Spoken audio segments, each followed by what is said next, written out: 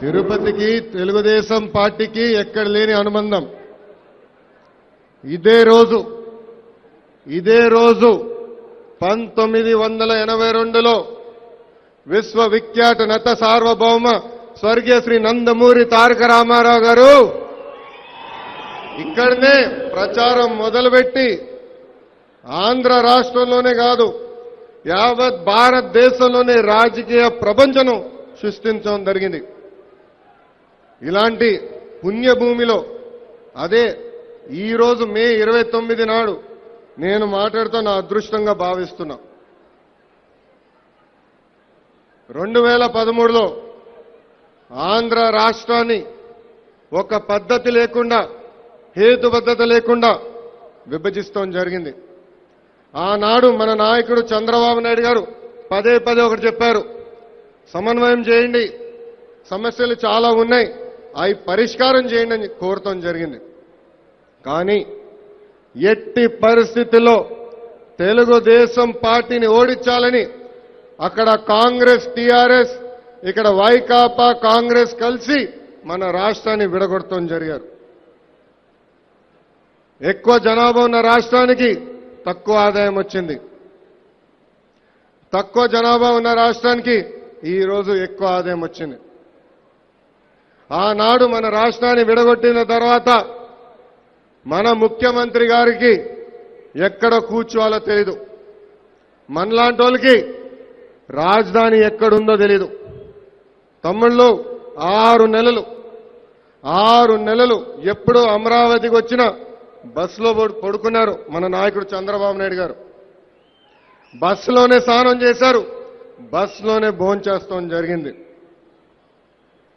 విభజన ప్రకటన చేసినప్పుడు మన నాయకుడు ఒకటి చెప్పారు, హైదరాబాద్ లాంటి రాజధాని ఏర్పాటు చేసుకోవాలంటే 5 లక్షల కోట్లు ఖర్చు అవుతుంది.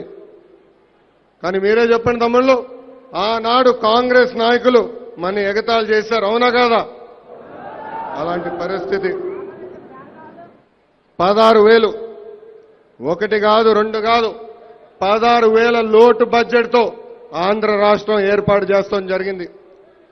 జీతాలు ఇవ్వలేని పరిస్థితి. ఈరోజు మనం చూస్తున్నాం, ప్రతిపక్ష నేత దొంగబ్బాయి గారు ఉన్నారు.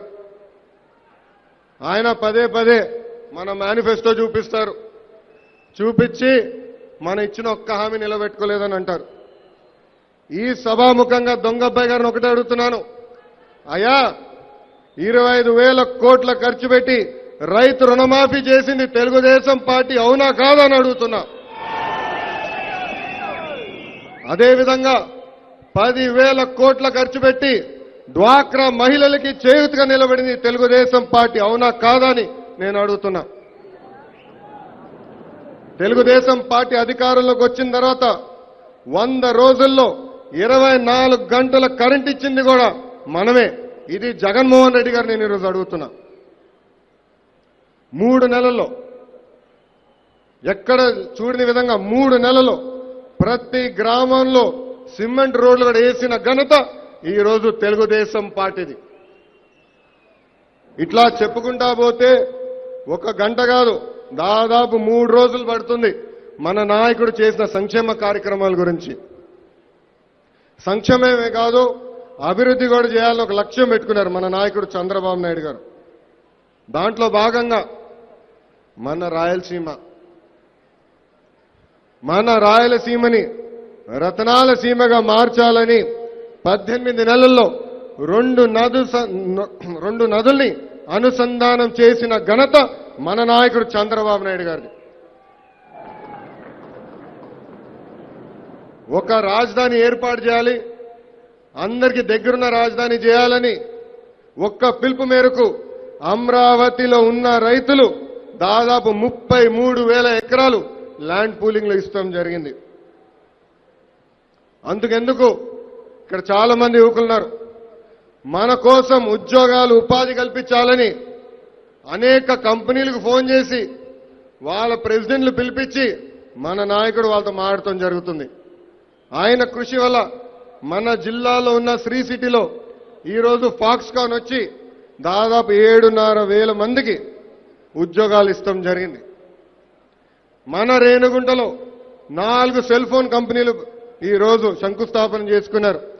రాబోయే 2 సంవత్సరాలు 25,000 ఉద్యోగాలు కూడా ఇచ్చే బాధ్యత ఒక తెలుగుదేశం పార్టీ తీసుకుంటుంది.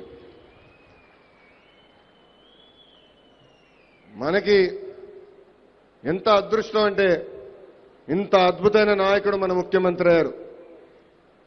కానీ మన పరిస్థితి ఎంత గంభీరంగా ఉందంటే మన ప్రతిపక్ష నేతగా దొంగబ్బాయి గారు ఉన్నారు. ఎన్నికలు అయిన వెంటనే ఆయన అనంతపూర్ జిల్లా పర్యటనించారు, రైతు భరోసా యాత్ర అని. అక్కడ రైతులందరినీ కలిశారు. అయా మీకు రుణమాఫీ అవుతుందా అని అడిగారు. అక్కడ అందరూ అవుతుందని చెప్పారు. తిరిగి తిరిగి స్పందన లేకపోతే అది వదిలేశారు. దాని తర్వాత పట్టిసీమ దగ్గరికి వచ్చారు. పట్టిసీమ దగ్గరికి వచ్చి మన రాయలసీమకు వచ్చి ఆయన ఒకటే చెప్పారు, పట్టిసీమ వల్ల ఒక్క చుక్క నీరు రాదని. కానీ ఇదే మహానుభావుడు గోదావరి జిల్లాలకు వెళ్ళి మన నీళ్ళంతా రాయలసీమకు తరలిస్తున్నారని చెప్తున్నారు. తమ్ముళ్ళు ఇలాంటి వాళ్ళని ఏమంటారు? ఊసరవల్లి. ఇక్కడ ఒక మాట, గోదావరి జిల్లాకి ఒక మాట. ఆయన ఒకటే పెట్టుకున్నారు, ఎట్టి పరిస్థితుల్లో అమరావతి నిర్మాణం జరగకూడదని. రైతులు ఒప్పుకున్నా కావాలని, వైకాపా నాయకులు కావాలని అక్కడి అరటి తోటలకి మంట పెడతాం జరిగింది. అదేవిధంగా మనం చూస్తే ఈరోజు కులం, మతం, ప్రాంతం వాడి మన మధ్యలో చిచ్చు పెట్టడానికి ప్రయత్నిస్తున్నారు. మనం చూసాం తుని ఘటన. మన కాపు సోదరుల ముసుగులో జగన్మోహన్ రెడ్డి గారు కొంతమంది పంపించి కావాలని అక్కడ ఇబ్బంది పెడతాం జరిగింది. ఇన్వెస్టిగేషన్ జరుగుతుంది. వాళ్ళ నాయకులు తొందరలో 100% జైలుకి వెళ్లే పరిస్థితి కూడా వస్తుంది. ఇక్కడ నాకు చాలా బాధేస్తుంది. గత 7 నెలల నుంచి మీరు చూస్తే ఇరిగేషన్లో, రాజధాని భూముల్లో, రోడ్లలో, చివరిగా మజ్జిగలో కూడా నేను వాటాలు తీసుకుంటున్నానని పదే నా పైన ఆరోపణలు చేస్తున్నారు. ఈరోజు ఈ సభాముఖంగా ఈ జగన్మోహన్ రెడ్డి గారిని అడుగుతున్నా, మీకు దమ్ముంటే, మీకు ధైర్యం ఉంటే ఒక్క ఆరోపణ నిరూపించండి, నేనే సత్యనంగా వెళ్ళి జైల్లో కూర్చుంటా. అయ్యా మీ పైన 40 కేసులు మీ నెత్తిపైన ఉన్నాయి, 16 నెలలు జైల్లో ఉన్నారు. మీరు మాకు నీతులు చెప్తున్నారా? తమ్ముళ్ళు, దేవుడి దయ వల్ల నేను పుట్టినాటికే మా తాత ముఖ్యమంత్రి, 13 సంవత్సరాలు మా నాన్నగారు ముఖ్యమంత్రి. ఎప్పుడన్నా నా పైన ఒక్క ఆరోపణ వచ్చిందా అని మిమ్మల్ని అందరిని అడుగుతున్నా. వాళ్ళంతా మంచి పేరు నేను తెచ్చుకుంటానో లేదో నాకు తెలియదు, కానీ జగన్మోహన్ రెడ్డి గారు లాగా మా నాన్నకు మటుకు నేను చెడ్డ పేరు తీసుకొచ్చే ప్రసక్తే లేదు. ఈరోజు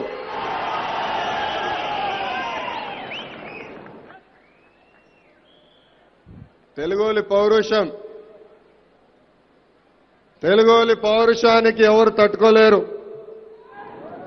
ఆనాడు మన నాయకుడు స్వర్గీయ శ్రీ నందమూరి తారక రామారావు గారిని దింపితే ఇందిరాగాంధీ గారిని ఆమె తల వంచి మళ్ళీ మన నాయకుడిని ముఖ్యమంత్రి చేసుకున్న ఘనత మన తెలుగోల్ది. మొన్న ఒక పద్ధతి లేకుండా మన్ని విభజించిన తర్వాత 138 సంవత్సరాల రాజకీయ చరిత్ర ఉన్న కాంగ్రెస్ పార్టీ కనిమెరుగైంది. నేను సభాముఖంగా ఒకటే కోరుతున్నా, ఆంధ్ర రాష్ట్రానికి ఇచ్చిన హామీలు, అదేవిధంగా ఆనాడు ప్రధానమంత్రి గారు మన్మోహన్ సింగ్ గారు ఇచ్చిన హామీలు తూచా తప్పకుండా ఏదైతే ఇన్ లెటర్ ఇన్ స్పిరిట్ ఏదైతే హామీలు ఇచ్చారో తప్పనిసరిగా నిలబెట్టుకోవాల్సిన అవసరం ఈ రోజు కేంద్ర ప్రభుత్వమైన ఉంది. తెలంగాణ రాష్ట్రానికి వచ్చేగల టీఆర్ఎస్ నాయకులు పదే పదే ఒకటి చెప్తున్నారు, తెలుగుదేశం పార్టీ ఆంధ్ర పార్టీ అని. అది చెప్పి మన్ని చాలా ఇబ్బంది పెడతాం జరుగుతుంది. ఈ సభాముఖంగా తెలంగాణ ప్రజలను ఒకటే అడుగుతున్నా, అయ్యా తెలుగుదేశం పార్టీ ఏర్పాటు చేసుకుంది తెలంగాణ రాష్ట్రంలో. ఆనాడు స్వర్గీయ శ్రీ నందమూరి తారక రామారావు గారు పార్టీ ఆవిర్భావం చేసింది ఓల్డ్ ఎమ్మెల్యే క్వార్టర్స్ దగ్గర. మీ పార్టీలో ఉన్న నాయకులు, ఎమ్మెల్యేలు, మంత్రులు, ముఖ్యమంత్రి గారితో సహా తెలుగుదేశం పార్టీ నుంచి వచ్చిన వాళ్ళు తప్ప పైనుంచి ఊడి పడలేదు. నేను ఇక్కడ ఒకటే హామీ ఇస్తున్నా. నిన్న అక్క మాట్లాడింది, రజనీ కుమారి గారు చాలా ఆవేశంతో మాట్లాడారు. నేను కూడా చూస్తే నాకు కూడా చాలా బాధ కలిపింది.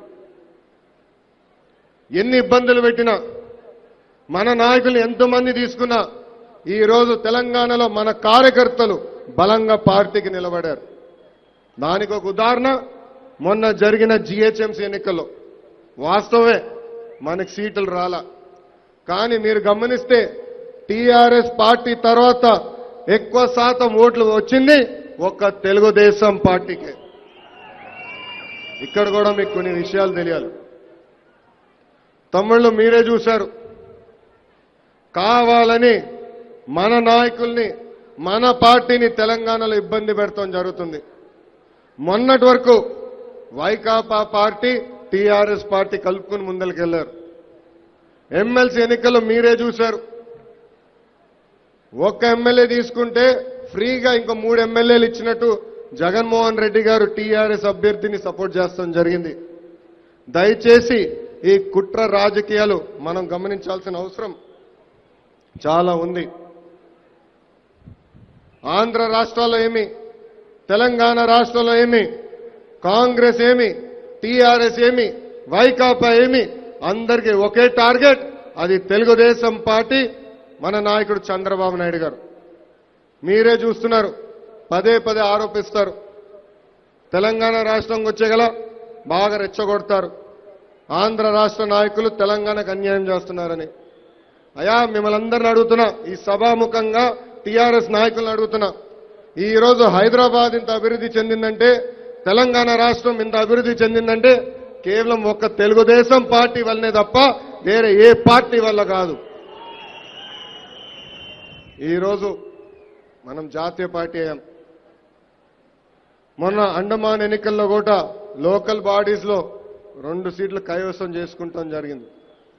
ఈ సభాముఖంగానే ఒకటే హామీ ఇస్తున్నా, రాబోయే రోజుల్లో ఇతర రాష్ట్రాలకి పార్టీని బలోపేతం చేస్తాం. తప్పనిసరిగా రేపు అండమాన్ లో కూడా మేయర్ సీట్ కైవసం చేసుకునే తెలుగుదేశం పార్టీ, దాంట్లో ఎలాంటి సందేహం అవసరం లేదు. తెలంగాణలో ఉన్న కార్యకర్తల బలం వల్ల 2019లో కూడా తూచా తప్పకుండా తెలుగుదేశం పార్టీని అధికారంలోకి తీసుకొచ్చే బాధ్యత మనందరం తీసుకోవాల్సిన అవసరం ఉంది. చివరిగా కార్యకర్తగా మనకు చాలా బాధ్యత ఉంది. మనకి దొంగ పేపర్ లేదు, దొంగ ఛానల్ లేదు. ఇది మీకు ఎందుకు చెప్తున్నానంటే, జైలుకి వెళ్ళాలని నాకైతే కోరిక లేదు. దొంగ పనులు చేసి జైలుకి వెళ్లాల్సిన అవసరం మనకి లేదు. కానీ మనకున్న బలం కార్యకర్తలు. 54 లక్షల మంది కార్యకర్తలు మీరున్నారు. మనందరం మాట్లాడాల్సిన అవసరం ఉంది. మన నాయకుడు చంద్రబాబు నాయుడు గారు పడే కష్టం గురించి మాట్లాడాల్సిన అవసరం చాలా ఉంది మన పైన. రేయనగా పగలనక ఆయన కష్టపడుతున్నారు. మొన్న నేను మాట్లాడాను, సార్ బాగా ఎండగా ఉంది, ఎండాకాలం, మీరేమో ఈ పర్యటన పెట్టుకున్నారు, 67 సంవత్సరాల వయసు మీకు, ఎండాకాలం దాటిన తర్వాత మీటింగ్లు పెట్టుకుంటే బాగుంటుందంటే ఆయన ఒకటే చెప్పారు, నేను ఒక లక్ష్యం తీసుకున్నాను, పంట సంజయమేమి, ఇంకుడు గుంటలేమి, ఈ లక్ష్యం పూర్తయ్యే వరకు ఎండున్నా వానున్నా నేను ప్రజల్లోకి వెళ్తానని ఒక కంకణం తీసుకున్నారు.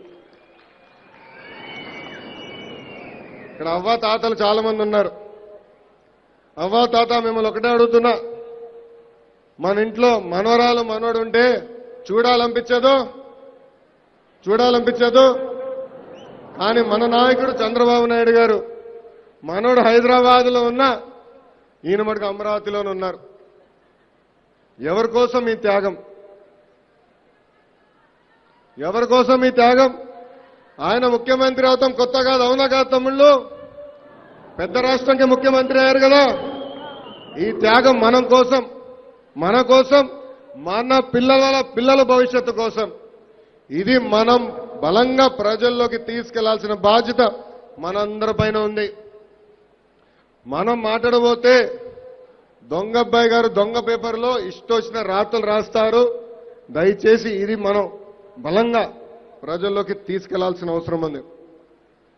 చివరిగా కార్యకర్తలందరినీ ఒకటే కోరుతున్నాను, మీ సంక్షేమం కోసం కార్యకర్తల సంక్షేమ నిధి ఏర్పాటు చేశాం. కళా వెంకట్రావు గారు దాని గురించి చాలా స్పష్టంగా నిన్న మాట్లాడారు. అది కాకుండా శిక్షణా శిబిరాలు ఏర్పాటు చేశాం. ఇక్కడున్న కార్యకర్తలు చాలా మందికి ఆల్రెడీ శిక్షణ ఇస్తాం జరిగింది. అదే కాకుండా ముందు మీరందరూ ఈ శిక్షణా శిబిరాల్లో పాల్గొని 3 రోజుల పాటు శిక్షణ తీసుకుంటారని నేను కోరుకుంటున్నాను. చివరిగా మనకున్న వైకాపా, తెలంగాణ రాష్ట్రంలో ఉన్న తెరాస వాళ్ళిద్దరూ కలిసి కుట్ర రాజకీయాలు ఏదైతే చేస్తున్నారో నేను ఇప్పుడు చాలా మీకు చెప్పాను. ఇదంతా మనం బలంగా ప్రజల్లోకి తీసుకెళ్తారని ఆశిస్తూ నేను సెలవు తీసుకుంటున్నా. జోహార్ అన్న ఎన్టీఆర్, జోహార్ అన్న ఎన్టీఆర్, జై హింద్. ఏంటంటే నటనాలయం, ఆయన ఇల్లే ఒక నటనాలయం, అందులో ఆయన ఒక నటరాజు నరసింహుడు. టీ అంటే తారమండలంలోని తారక ధృవతారకుడు, ఆరంటే రాజర్షి రారాజు, రాజకీయ దురంధర యుగంధరుడు, రమణీయ రమ్య కమనీయ సౌమ్య గుణధాముడు అని అందరి మహానుభావులు కార్యాలు. ఒక మనిషి మహోన్నత విద్యాపథంలోకి నడవాలంటే, అత్యున్నత శిఖరాలకు ఎదగాలంటే సత్సంకల్పం కావాలి, అభివృద్ధి దీక్ష పొందాలి.